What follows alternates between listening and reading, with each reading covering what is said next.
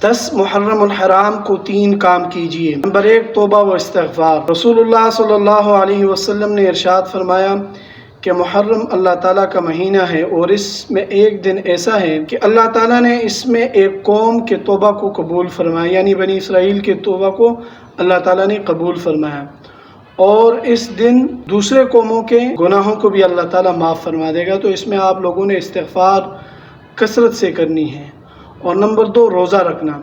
रसूलुल्लाह सल्लल्लाहु अलैहि वसल्लम ने इरशाद फरमाया कि यौम आशूरा रोज़ा रखा जाए तो मैं अल्लाह ताला से ये उम्मीद रखता हूँ कि गुज़िश्ता 1 साल के गुनाहों का कफ़ारा बन जाएगा। नंबर 3, अपने अहलो अयाल के ऊपर फरागी करना।